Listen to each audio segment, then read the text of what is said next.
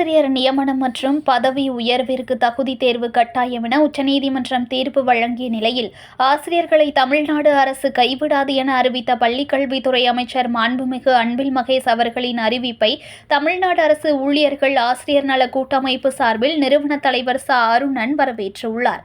2011ஆம் ஆண்டு கட்டாய கல்வி உரிமை சட்டத்தை கொண்டு வந்து இடைநிலை ஆசிரியர் மற்றும் பட்டதாரி ஆசிரியர்களுக்கு தகுதி தேர்வு கட்டாயம் என விதியை உருவாக்கி ஆசிரியர் தேர்வு ஆணையத்தின் மூலம் ஆசிரியர் தகுதி தேர்வு அடிப்படையிலேயே பணி நியமனம் நடைபெற்று வந்த நிலையில் பிறகு உச்சநீதிமன்ற உத்தரவு அடிப்படையில் தகுதி தேர்வில் மட்டும் தேர்ச்சி அடைந்தால் போதாது, போட்டித் தேர்விலும் தேர்ச்சியடைய வேண்டும் என்று அறிவித்து தகுதி தேர்வு மற்றும் போட்டித் தேர்வின் அடிப்படையில் ஆசிரியர்களை நியமித்து வருகின்றனர்.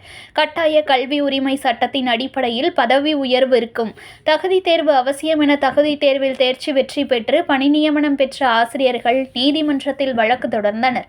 அதன் இறுதி தீர்ப்பு நேற்று வழங்கப்பட்டது. 2011ஆம் ஆண்டு ஒன்றிய அரசு கட்டாய கல்வி உரிமை சட்டத்தில் நடைமுறையில் உள்ளவாறு ஆசிரியர் பணிக்கும் பதவி உயர்விற்கும் தகுதி தேர்வு கட்டாயம் என்று தீர்ப்பு வழங்கியிருக்கிறது. இதனால் லட்சக்கணக்கான ஆசிரியர்கள் பாதிப்பிற்கு உள்ளாக்கப்பட்டுள்ளார்கள்.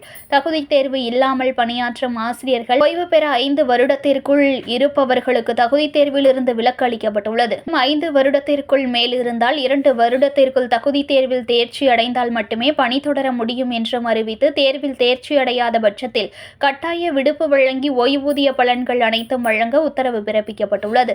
ஏற்கனவே 2004ஆம் ஆண்டு அதிமுக ஆட்சியில் எல்காட் மூலமாக சுமார் 1800 கணினி ஆசிரியர்கள் மாதம் 6000 ரூபாய் தொகுப்பூதியத்தில் பணி நியமனம் செய்யப்பட்டு பணியாற்றினர். பின்பு 2006ஆம் ஆண்டு ஆட்சிக்கு வந்த முத்தமிழறிஞர் கலைஞர் அவர்கள் கணினி ஆசிரியர்களை கைவிடக்கூடாது என எண்ணி கணினி ஆசிரியர்களை பணி நிரந்தரம் செய்ய முடிவெடுத்து, அதாவது நேரடியாக நியமனம் செய்ய வழிவகை இல்லை. ஆதலால் ஆசிரியர் தேர்வாணையம் மூலமாக தேர்வு நடத்தியே பணி நியமனம் செய்ய முடியும் என்ற நிலையை அறிந்த முத்தமிழறிஞர் கலைஞர் அவர்களுக்குள்ளாக ஆசிரியர் தேர்வாணையத்தின் மூலமாக தேர்வை நடத்தி அனைவரையும் பணி நிரந்தரம் செய்து அவர்களின் வாழ்க்கையில் ஒளியேற்றி அழகு பார்த்தார் முத்தமிழறிஞர் கலைஞர்.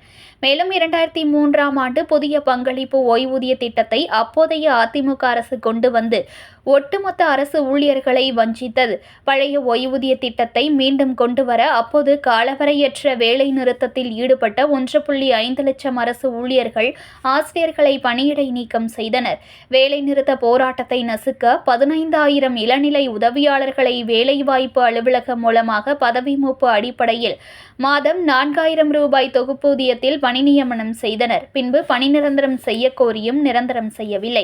பின் 2006ஆம் ஆண்டு ஆட்சிக்கு வந்த முத்தமிழறிஞர் கலைஞர் அவர்கள் 15,000 இளநிலை உதவியாளர்கள் அனைவரையும் பணி நிரந்தரம் செய்தார். அப்போது இளநிலை உதவியாளர் நியமனம் தமிழ்நாடு பணியாளர் தேர்வாணையத்தின் மூலமாக தான் நியமனம் செய்ய வேண்டும் என்று வழக்கு தொடரப்பட்டது. நீதிமன்றமும் தேர்வாணையத்தின் மூலமாக மட்டும் நியமனம் செய்ய முடிவு என தீர்ப்பளித்தது. இவர்களது வாழ்வு கேள்விக்குறியாகுமே என்ற உயரிய எண்ணம் வைத்த முத்தமிழறிஞர் கலைஞர் அவர்கள் இவர்கள் அதிமுக ஆட்சியில் பணி நியமனம் செய்யப்பட்டவர்கள் தானே என்ற எண்ணம் வைக்காமல் தேர்வாணையத்தின் மூலமாகத்தானே நியமிக்க வேண்டும் என்று கூறி 15,000 இளநிலை உதவியாளர்களுக்கு உள்ளாக தமிழ்நாடு பணியாளர் தேர்வாணையத்தின் மூலமாக தேர்வு நடத்தி அனைவரையும் பணி நிரந்தரம் செய்து அரசு ஊழியர்கள் ஆசிரியர்களின் காவலர் என்பதை நிரூபித்து காட்டினார் முத்தமிழறிஞர் கலைஞர். இதே நிலையில் உச்சநீதிமன்றம் ஆசிரியர்கள் பணி நியமனம் மற்றும் பதவி உயர்விற்கு தகுதி தேர்வில் தேர்ச்சி கட்டாயம் என தீர்ப்பு வழங்கியுள்ளது. இந்த உத்தரவு ஒட்டுமொத்த ஆசிரியர்களுக்கு அதிர்ச்சியை தந்துள்ளனர். இந்த நிலையில் மாண்புமிகு பள்ளிக்கல்வித்துறை அமைச்சர் அன்பில் மகேஷ் பொய்யாமொழி அவர்கள் செய்தியாளர்கள் சந்திப்பில் தமிழ்நாடு முதலமைச்சர் முத்தமிழறிஞர் கலைஞர் அவர்களின் மறு உருவம் மாண்புமிகு தமிழக முதலமைச்சர் மு. க. ஸ்டாலின் அவர்கள் ஆசிரியர்களை கைவிட மாட்டார் என்று தெரிவித்து இருப்பதை தமிழ்நாடு அரசு ஊழியர்கள் ஆசிரியர்கள் நல கூட்டமைப்பு வரவேற்கிறது. இந்த அறிவிப்பு ஏற்கனவே இளநிலை உதவியாளர் நிரந்தரம் குறித்த முடிவை முத்தமிழறிஞர் கலைஞர் அவர்கள் எவ்வாறு கையாண்டாரோ அந்த நிலையில் மாண்புமிகு தமிழ்நாடு முதலமைச்சர் கையாளுவார் என்ற நம்பிக்கையோடு ஆசிரியர் சமுதாயம் உள்ளது. அனைவரையும் பணி நிரந்தரம் செய்ய வேண்டும் ஒரு நல்ல எண்ணத்தில் அவளுக்குள்ளாகவே ஒரு தேர்வு நடத்தி ஒட்டுமொத்த 15,000 பேரையும் பணி நிரந்தரம் செய்தவர் தான் முத்தமிழறிஞர் கலைஞர் அவர்கள். அதே போன்று எல்காட் மூலமாக அப்போதைய அதிமுக ஆட்சியில் 1800 கணினி ஆசிரியர்களை 6,000 தொகுப்பூதியத்திலே பணி நியமனம் செய்தார்கள்.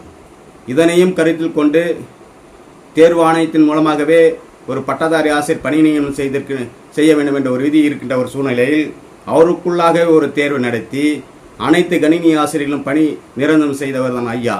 அந்த நிலையே இப்போது மாண்புமிகு தமிழ்நாடு முதலமைச்சர் செய்வார் என்ற ஒரு நம்பிக்கையை மாண்புமிகு பள்ளிக்கல்வித்துறை அமைச்சர்கள் ஏற்படுத்தியிருக்கின்றார்கள். மீண்டும் ஒரு முறை மாண்புமிகு தமிழ்நாடு முதலமைச்சர் அவர்களுக்கும் பள்ளிக்கல்வித்துறை அமைச்சர் அவர்களுக்கும் நன்றியை. செய்திகளை உடனுக்குடன் தெரிந்து கொள்ள லைக் பண்ணுங்க, ஷேர் பண்ணுங்க, சப்ஸ்கிரைப் பண்ணுங்க, மறக்காம கமெண்ட் பண்ணுங்க.